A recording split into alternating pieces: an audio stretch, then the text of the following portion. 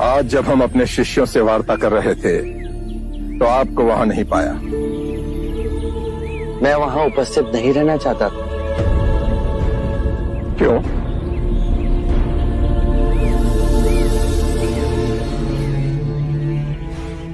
आप अपने शिष्यों को संबोधित कर रहे थे।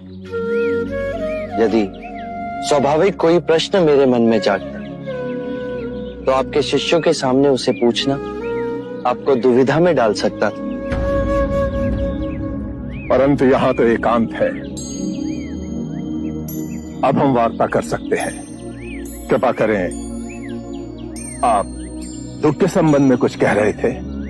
क्या आप ये मानते हैं कि दुख सत्य है? क्या आप ये भी मानते हैं कि दुख के कारण भी है? हाँ। यदि कारण है तो दुख तो रहेगा, और यदि कारण ही समाप्त हो जाए तो दुख भी लुप्त हो जाएगा। जैसे सूर्य के प्रकाश से अंधेरा। आप सुनी सुनाई बातें नहीं कहते, अपने गहन अनुभव के आधार पर कहते हैं। आप धर्म और सिद्धांत की नहीं, देखी हुई बातें कहते हैं। आपने कहा कि मुक्ति का मार्ग है अपने विवेक को जगाना और गूढ़ ध्यान में लिप्त हो जाना, जिससे मनुष्य स्वयं को और इस संसार को भली भांति समझ सकता है। परंतु एक प्रश्न है, ये जो सारी विधियां हैं, रीतियां हैं, पूजा पाठ हैं, क्या ये सब व्यर्थ है?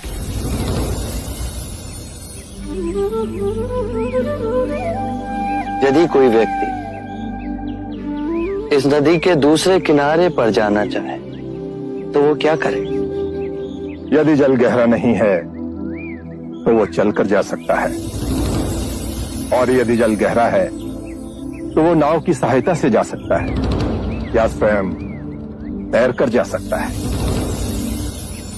यदि वो चलना ना चाहे और ना ही तैरने को तैयार हो और ना ही नाव ले जाने को तैयार हो, और वो कहे कि मैं प्रार्थना करता हूं इस नदी का दूसरा किनारा स्वयं चलकर मेरे पास आ जाए, तब तो ऐसे व्यक्ति को मूर्ख कहेंगे, महामूर्ख।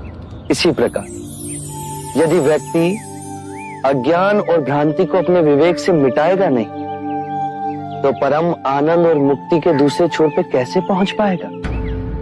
चाहे वो पूजा करे या अनुष्ठान या व्रत करे या किसी नीति पर चले, वो इस किनारे ही रहेगा।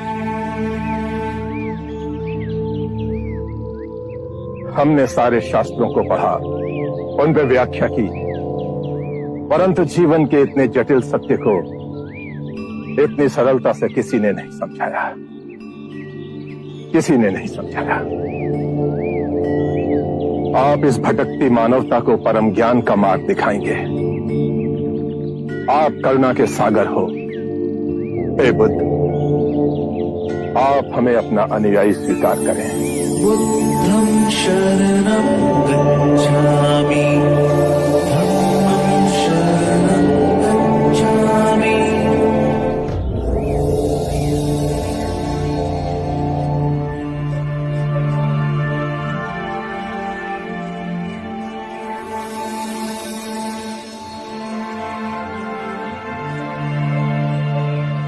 हे पराक्रमी, हे युग पुरुष, आज बुद्ध की शरण में हम आते हैं। आज धर्म की शरण में हम आते हैं। आज संघ की शरण में हम आते हैं। समय की गहरी नदी में इन दीन दुखियों और भटकती आत्माओं के आप ही नाविक हो।